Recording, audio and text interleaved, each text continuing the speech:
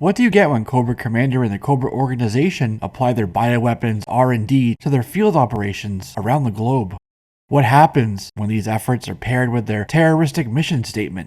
What happens when an onslaught of bats are not enough for Cobra Commander? Today is all about those vile, mutated vipers from beyond the grave and beneath the sludge.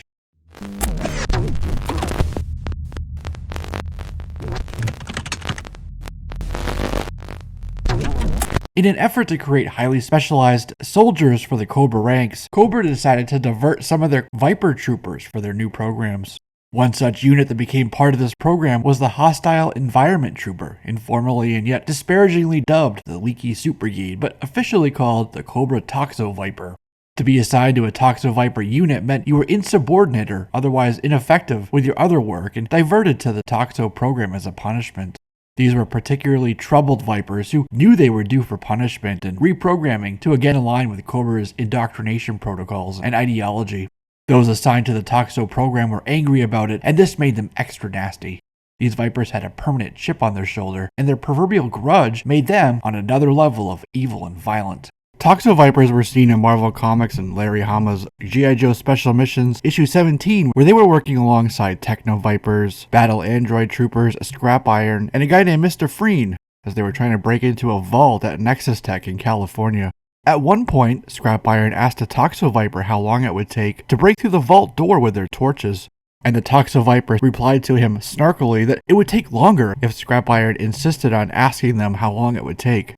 TOXO Viper did breach the vault door just as Stalker, Hit and Run, Muskrat, Hardball, and Shockwave assaulted the compound from the ground floor and from the roof. They ended up in a brief DX, and they all ended up either neutralized or apprehended by the G.I. Joe's QRF Special Mission Force. TOXO Vipers, alongside Sludge Vipers, also assisted Cesspool in G.I. Joe A Real American Hero issues 124 and 125, where they were processing a corrosive chemical agent called Plasmatox at Cesspool's Cobra offshore Toxo lab in the Gulf of Mexico. That is, until Flint, Ozone, and Clean Sweep of the G.I. Joe's Eco Force could swoop in to stop them. And when one of the TOXO Vipers fell into a vat of highly concentrated Plasmatox, not even that TOXO Viper's leaky protective suit could protect him from the chemical's corrosive elements. Eventually, prolonged exposure to the nuclear, biological, and chemical waste they worked with on a regular basis began transforming the Leaky Soup Brigade into the Toxo-Zombies. Not even their PPE and hazmat suits and BSL 4-level biocontainment protections could protect them. They were exposed to everything from dust, pesticides, and asbestos, all the way up to handling chemical waste, radioactive materials for atomic and dirty bombs, and weaponized viral agents made for germ warfare. And this was through the course of both their lab manufacturing work and efforts on cleanup sites. One file card notes they're not quite among the living, but not deceased enough to completely rot away. As the TOXO Vipers devolved into a legion of Toxo-Zombies, Cobra created subsequent waves of TOXO Vipers to backfill their ranks.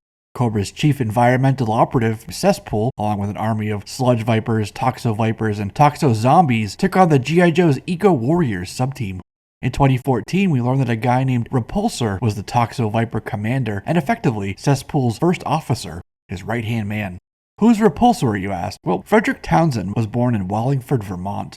He would eventually join the Cobra organization as a director of security, as well as serving as an advisor and XO to Cesspool.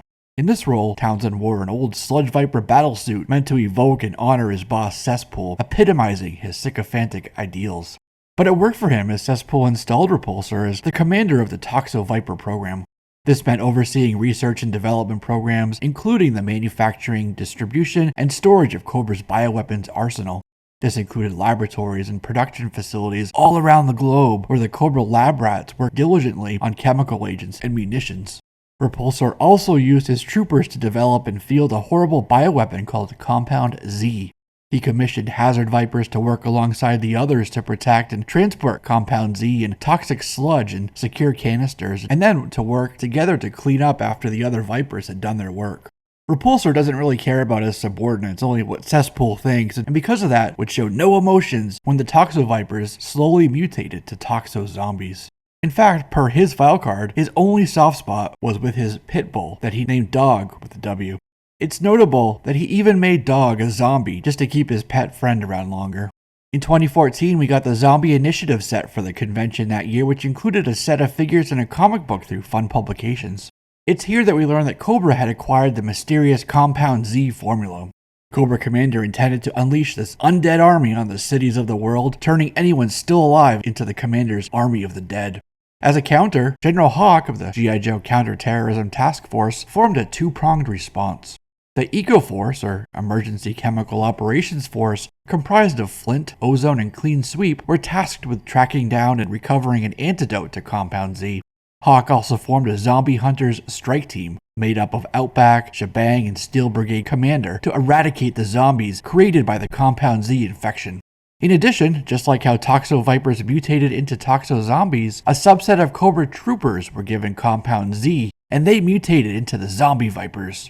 These Zombie Vipers had been wiped of all thought and mindlessly followed orders while still retaining their combat skills, and their willingness to fight was even increased, making them all the more dangerous, especially when they brought their tendril arms and claw attack hands and barbed wire to bear on G.I. Joe and their other enemies.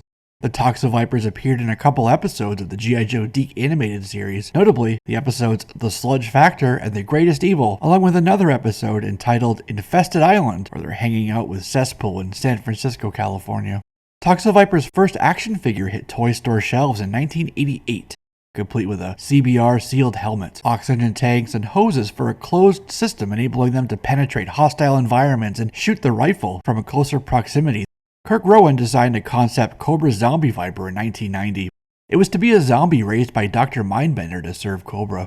One idea Kirk had was that the head of the figure would come off and it would have a gummy bear type treat inside the skull in place of the brain. Rowan kept up with these wild designs, even into the Mega Marines line that we'll talk about in another video. 1991's Toxo Viper got a water cannon and sludge tank backpack. Interestingly, the catalog displayed the concept art and not the production version. These red and green figures had the color-changing parts called color change battle damage. Like the Viper, the Toxo-Zombie that we see in the insert catalog is a concept, also designed by Groen, and not the production version. Toxo-Zombies came with a non-corrosive helmet, unblinking stare, toxin-resistant PPE, onboard toxin detectors, and a cannon that quote-unquote really shoots water. In 2011, there was a Zombie Viper for the 30th anniversary line, and then this figure came back for the 50th anniversary line in 2016. These blue figures had arms that you could swap out. The Hazard Viper that was released with the 30th anniversary line is basically a repurposed Volcano Viper that was supposed to be part of the Pursuit of Cobra line. These were intended to be the successors of the Toxo-Vipers. In 2014, for the G.I. Joe convention in Texas that year, the G.I. Joe Collectors Club released the Zombie Initiative box set, which included, among many other things, updated versions of both Toxo-Vipers and Toxo-Zombies. And I'll leave you with a quote from Toxo-Zombies Fallow Card which says, "Warning, avoid contact at all costs." And with that, that's a wrap on this one, my friends. I'm Jesse, this is JLS Comics, and I'll see you soon.